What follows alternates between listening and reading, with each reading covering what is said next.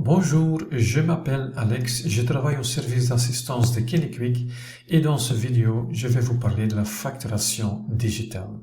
Je vais vous expliquer ce qui change exactement dans KineQuick et dans votre manière de travailler. Je vous invite de regarder cette vidéo jusqu'au bout parce que l'info que je partage ici avec vous, c'est quand même nécessaire et très intéressant de la voir avant que vous commenciez avec cette facturation digitale. Tout d'abord, on va parcourir les différents concepts qu'on utilise dans la facturation digitale. On parle de e-agreement, e-attest et e-fact.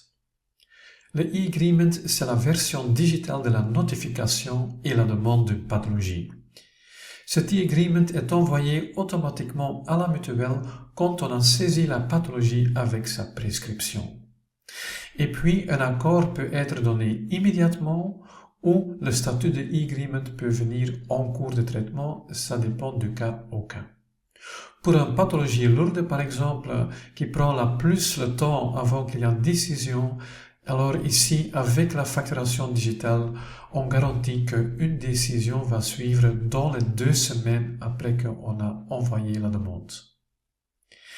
Et puis, il y a le e-attest, ça c'est la version digitale de l'attestation classique, où on passe l'attestation au patient. Le patient paye le montant total au thérapeute et se fait rembourser par la mutuelle. Cet e-attest est envoyé automatiquement à la mutuelle quand on a enregistré un traitement. Important à savoir, c'est que le traitement doit être enregistré le jour même. Donc, ce n'est plus possible d'enregistrer des traitements des jours précédents. Et en plus, le traitement doit être enregistré par le thérapeute lui-même. Le patient, finalement, va être remboursé dans les 2 jours suivant le traitement.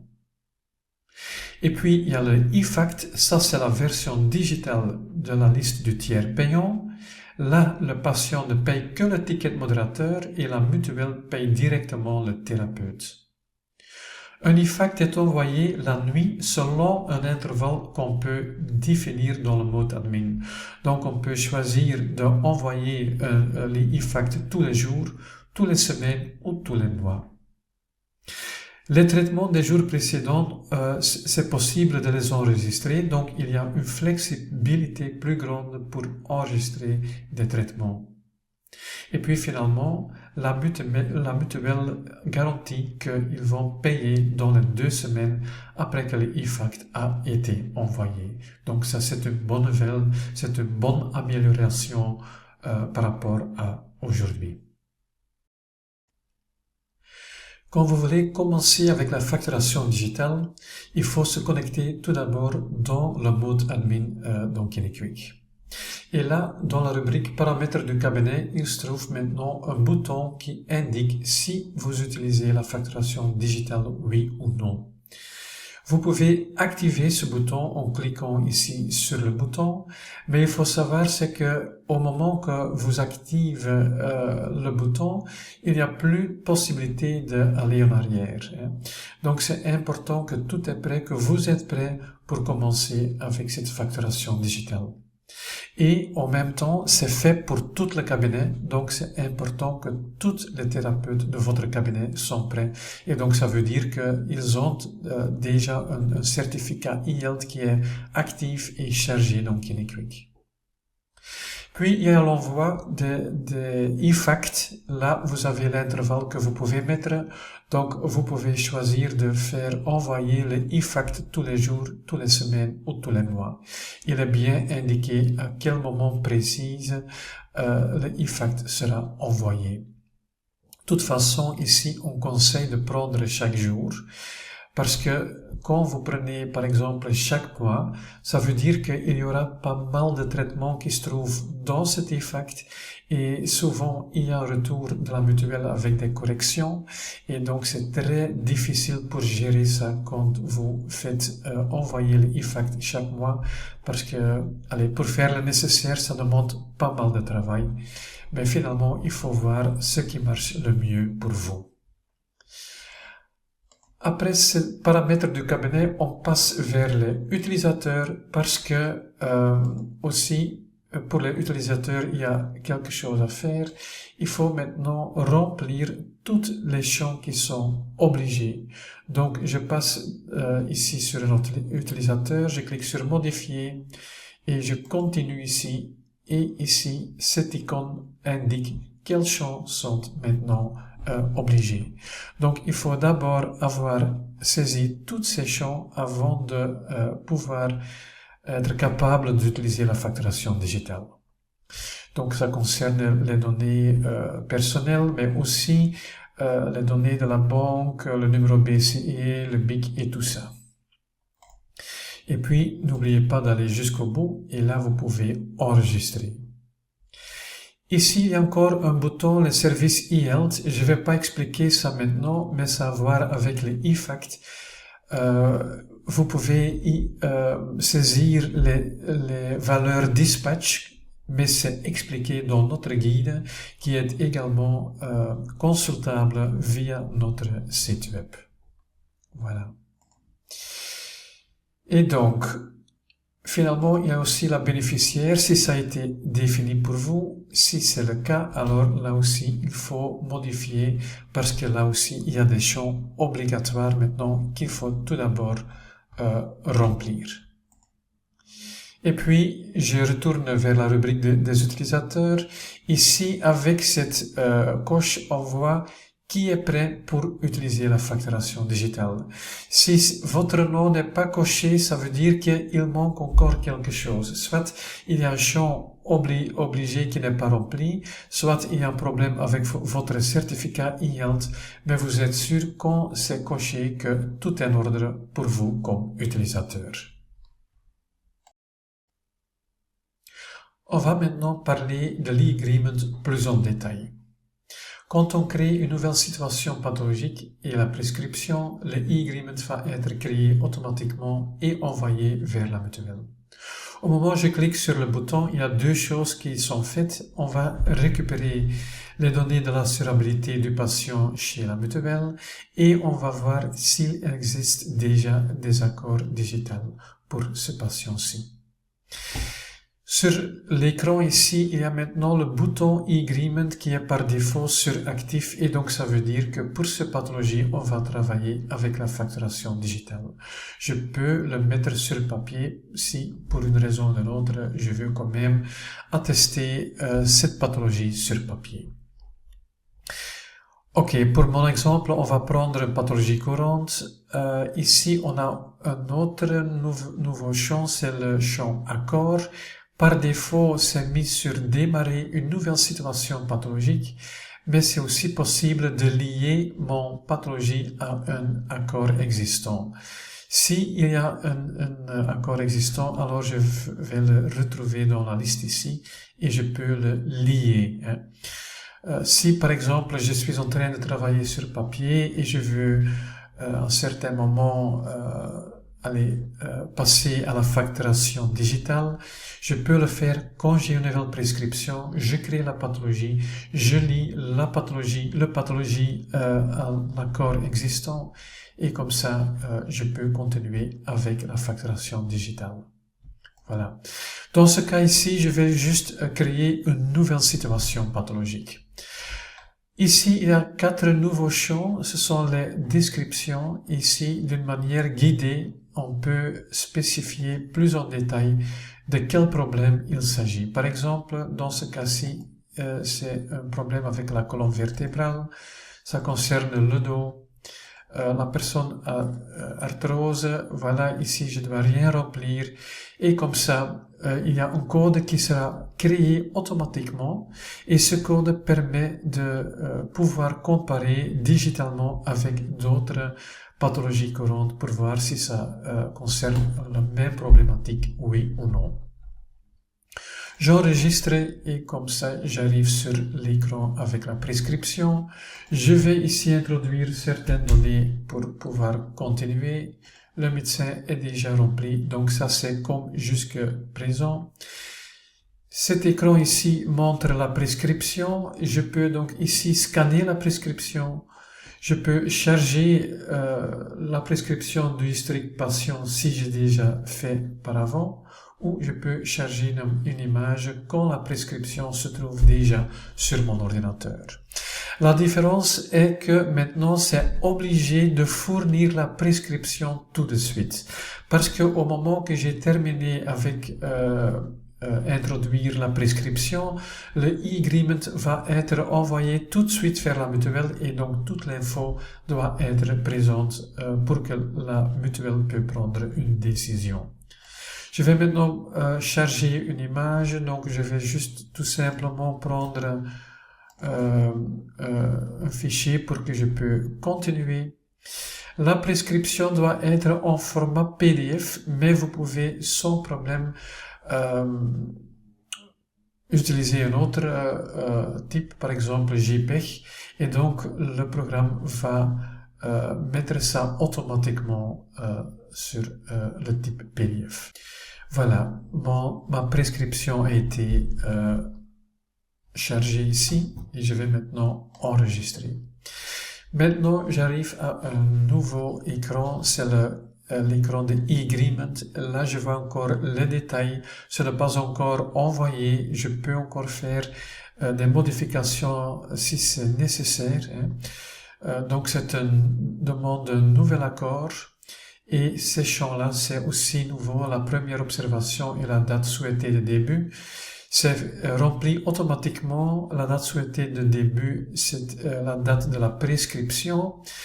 Voilà. Et donc, comme ça, je peux aller enregistrer. Comme vous voyez, je peux encore mettre une remarque. C'est pas nécessaire, mais ça peut être utile pour certaines demandes. Vous pouvez également joindre des annexes, c'est nécessaire dans certains cas. Quand et quoi est-ce que vous devez joindre comme annexe? Ça, vous pouvez consulter dans nos guides. Je vais enregistrer. Voilà. Et donc, maintenant, je vois que il y a un message qui dit qu'il existe déjà une première série. Oui, on a vu ça dans le champ accord. Il existe déjà un accord pour cette année-ci. Je le savais, mais je le montre pour que vous voyez ce qui se passe alors. Je dois dire que ceci marche grâce au fait que la relation thérapeutique est activée. Donc, avec cette relation thérapeutique, vous avez accès aux accords existants et comme ça, le système peut réagir tout de suite et vous avertir qu'il existe déjà un accord pour une pathologie courante et donc maintenant j'ai la possibilité de adapter ma demande. Je vais mettre que c'est pour une deuxième série et dans ce cas-ci je vais être obligé de joindre un annexe. Je peux ici donc joindre un rapport médical ou un rapport kiné. Je peux choisir ici dans la liste. Je vais ici mettre tout simplement rapport médical. Et je vais juste mettre un fichier pour pouvoir continuer.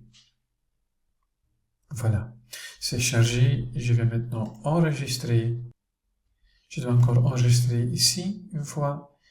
Et l'accord est demandé. Et puis, finalement, mon agreement est là et on voit que c'est en traitement. Donc, on doit attendre une décision de la mutuelle. Si la décision va venir, on va voir ici à gauche avec la date quand la décision est venue. S'il y a ici c'est refusé, ça va apparaître également ici. Donc sur l'écran de e-agreement, on va pouvoir trouver l'info nécessaire en ce qui concerne le e-agreement. Ok. Voilà. Donc c'est en traitement, ça ne veut pas dire que je dois attendre pour enregistrer les séances. Je peux déjà commencer par ça, mais il y aura juste un IA-test qui va être envoyé au moment qu'il y a un accord. Voilà. Comme vous voyez ici, on a encore la possibilité de supprimer la demande. On peut faire ça jusque 24 heures après qu'on a envoyé la demande. Si on s'est trompé, alors on peut supprimer la demande. Ici, je vais maintenant fermer et je vois ici donc ma pathologie et ici, on voit que le statut c'est en traitement. Ok. On passe maintenant vers le eHealth Dashboard. Quand je clique là-dessus, il va aller chercher les données. Mais comme vous voyez, il y a deux onglets ici. Et le premier onglet, c'est le e-agreement. Et donc ici, on peut voir toutes les e-agreements qui ont été demandés dans le cabinet. Et donc avec le thérapeute, et il y a les 3 points ici. Donc avec ces 3 points, je peux aller au patient en direct ou je peux ouvrir l'accord pour voir les détails. Je vois également la décision. Il y en a où il y a un accord, il y en a qui sont en traitement.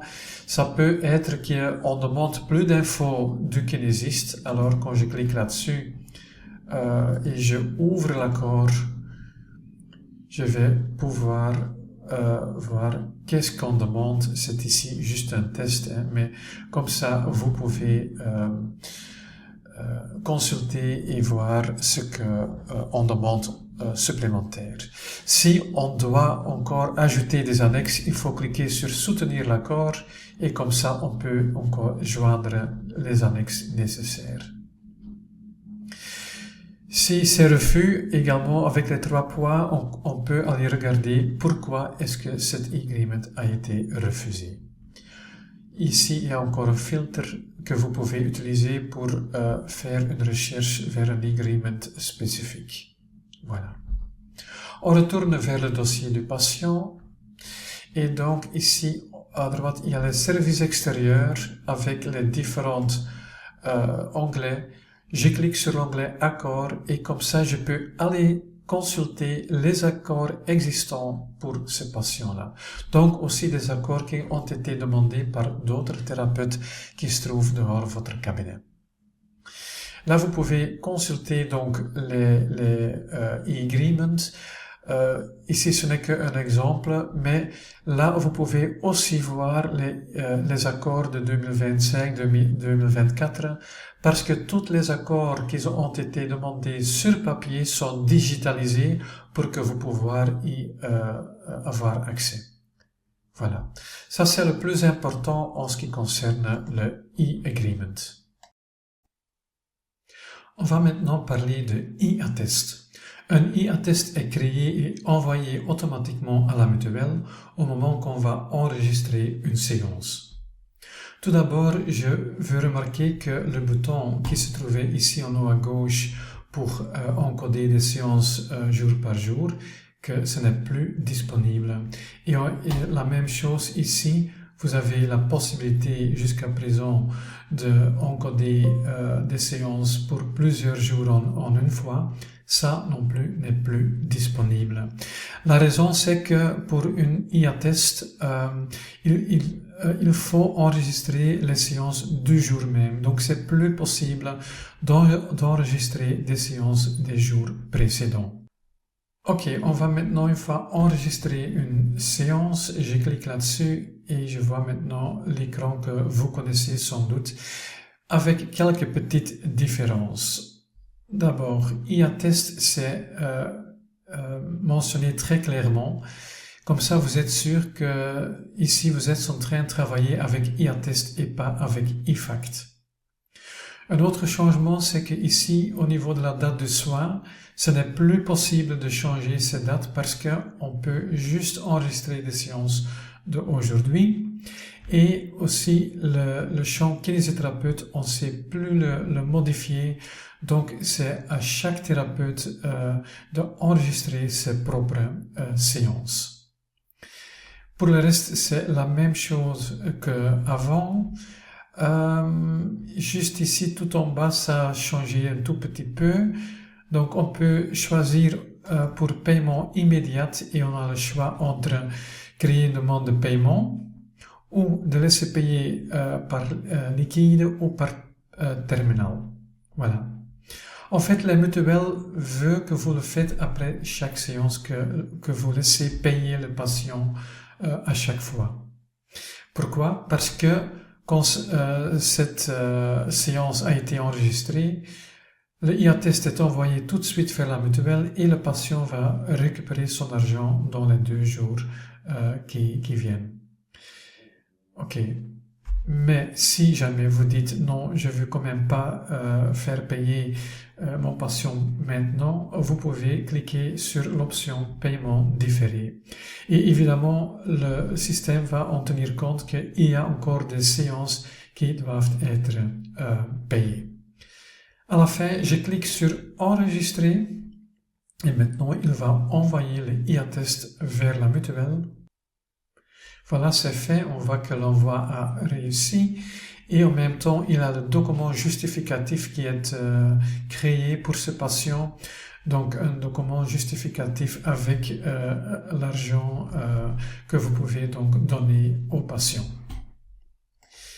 Donc ici, on voit que le e-attest a été envoyé avec succès. Je ferme la fenêtre et maintenant on voit ici comme avant que l'attestation est reprise ici dans cette colonne-là. On va maintenant parler de e-fact, c'est la version digitale de la liste de tiers payants. Tout d'abord, il faut vérifier si pour vous comme utilisateur, l'option tiers payant soit cochée pour pouvoir appliquer ce système de e-fact. Et là, vous pouvez donc regarder dans le mode admin. Quand c'est fait, alors vous pouvez déterminer par patient si vous voulez appliquer le système de tiers payant, oui ou non. Et on voit ça dans les données du patient, sous l'onglet Extra, il y a le champ tiers payant. Et là, vous avez le choix entre patho lourde, donc ça veut dire que vous allez juste appliquer le tiers payant pour la pathologie lourde, ou vous le faites jamais ou toujours. Ici, c'est toujours, ok. Donc, si maintenant je vais enregistrer une séance, c'est comme la même chose que pour un e-attest, alors c'est à ce moment-là qu'une facture sera créée et mise dans un e-fact. Donc, on arrive de nouveau à cet écran ici. C'est à peu près la même chose que pour un e-attest. Il y a quelques petites différences. Tout d'abord, évidemment, c'est bien indiqué que ici, ça concerne un e-fact. Comme ça, vous êtes sûr que ceci est donc traité via le système de tiers payant. Une autre différence, c'est que au niveau de la date de soin, vous avez la possibilité d'enregistrer pour des dates précédentes. Donc, ici, vous avez quand même la possibilité d'enregistrer des séances dans le passé. Donc, si jamais vous avez oublié d'enregistrer des séances pour e-attest, vous pouvez passer vers le système de e-fact et quand même encore enregistrer les séances du passé. Mais pour le reste, c'est la même chose. Donc, on ne sait pas changer les kinésithérapeutes et ici, donc, vous avez la partie de paiement. Je vais enregistrer ceci et donc la facture a été créée. Il se trouve maintenant dans un e-fact pour être envoyé. Et on peut consulter cette liste par ce bouton ici. Je clique sur e-fact et donc il va me donner toutes les factures qui sont présentes dans le e-fact et qui vont être envoyées demain à minuit et demi. Et je vois bien la séance que je viens d'enregistrer. Voilà. Quand vous voulez aller regarder les e-facts qui sont créés pour votre cabinet, vous pouvez aller dans IL Dashboard. Là, vous avez deux onglets. Vous cliquez sur e-fact. Et comme ça, tous les e-facts sont récupérés. Et par défaut, on va montrer juste les e-facts pour lesquels une action est nécessaire. Dans ce cas ici, on a un e-fact qui a été accepté. Même si c'est accepté, il faut encore faire quelque chose. Il faut confirmer et comme ça, cet e-fact va disparaître de cette liste ici. Voilà. Quand je décoche cette option, je vais voir toutes les e-facts qui ont été créés dans mon cabinet. Et comme vous voyez, il y a plusieurs états possibles. Le but ici, c'est pas de parcourir tout ça. Ça peut être reçu, créé, ça peut être accepté partiellement, ça peut être refusé. Pour obtenir plus de détails, vous pouvez toujours aller regarder dans notre guide sur le site web. Mais je vais quand même donner un exemple. On va se mettre ici sur ce e-fact qui a été accepté partiellement.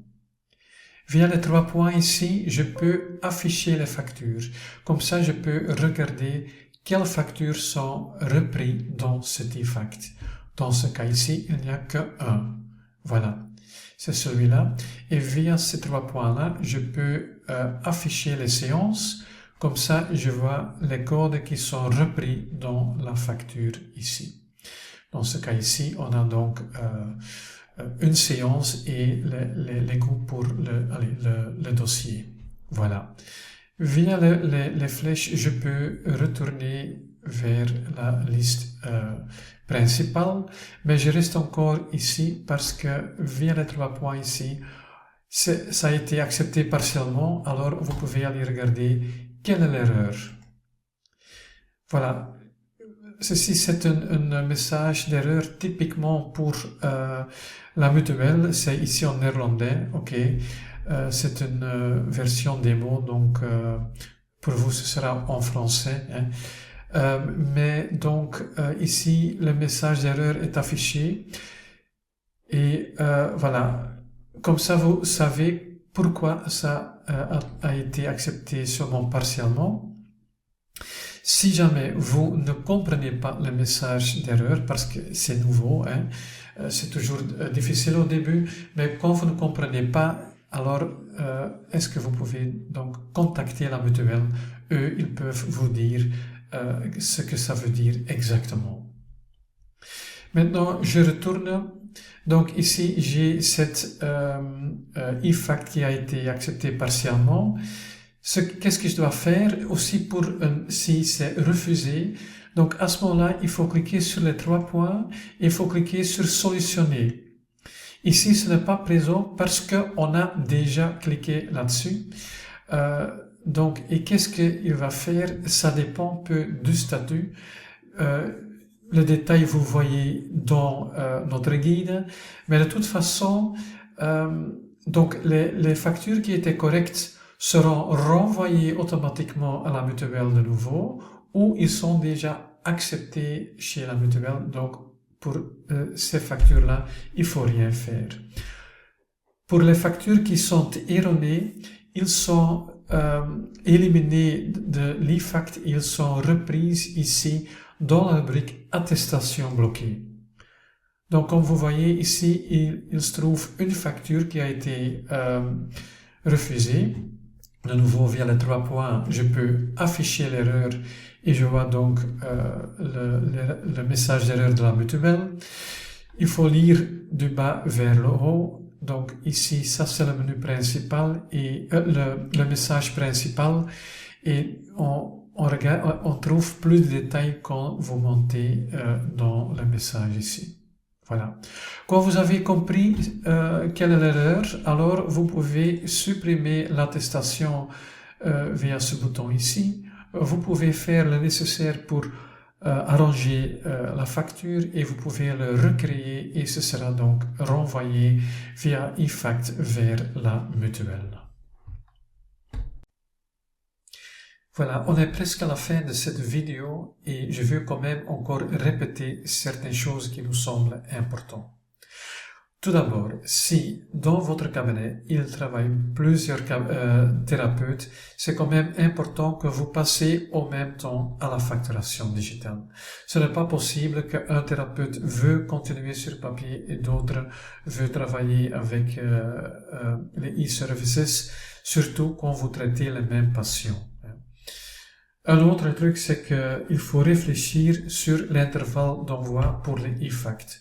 Vous pouvez le configurer à chaque jour, chaque semaine ou chaque mois. On vous conseille de le faire chaque jour, mais il faut voir ce qui va le mieux pour vous. Un autre truc, c'est qu'au moment que vous allez saisir la pathologie et la prescription, il faut être sûr que vous disposez de tous les documents nécessaires parce que ça doit être enregistré tout de suite car le e-agreement va être envoyé tout de suite vers la mutuelle. Un autre truc, c'est que chaque thérapeute doit enregistrer chaque jour ses séances. Donc, ce n'est plus possible d'enregistrer des séances des jours précédents. Enfin, c'est pas possible pour les IA-tests. Si jamais vous rencontrez un problème là, vous pouvez toujours passer vers eFact et alors là, vous avez plus de flexibilité.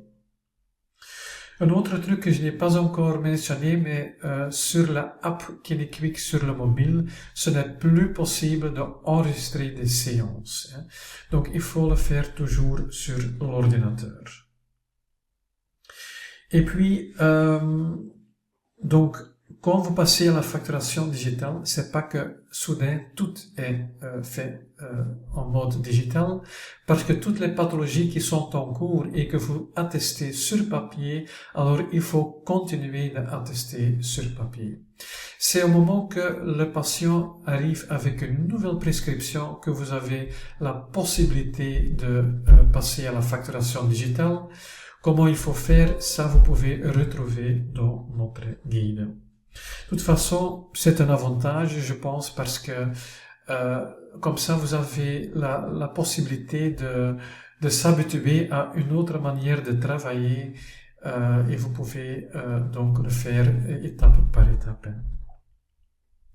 Et puis, j'ai encore un conseil, c'est l'utilisation des fichiers CODA. Un fichier CODA, c'est un fichier qui représente tous les paiements qui sont faits ce jour-là sur votre compte bancaire. Vous pouvez poser la question à votre banque pour fournir ces fichiers. Et donc, un fichier CODA, vous pouvez importer dans KineQuick. Et quand vous le faites, vous pouvez donc sélectionner les paiements spécifiques qui doivent être mis dans KineQuick. Et si ces paiements ont été bien enregistrés avec la communication structurée et avec le montant total qui devrait être payé, alors ce paiement sera enregistré automatiquement dans KineQuick.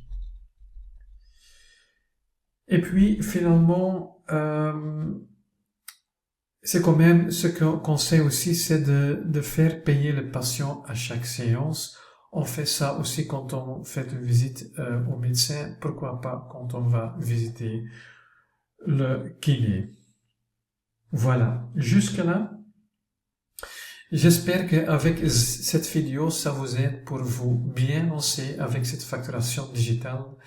Évidemment, on a encore un guide qui est avec des détails, avec des captures d'écran qui vous montrent plus de détails, donc vous pouvez toujours aller regarder dans ce guide et si jamais vous rencontrez un problème ou vous avez encore des questions par après, vous pouvez consulter le helpdesk. Je vous souhaite un bon lancement avec la facturation digitale.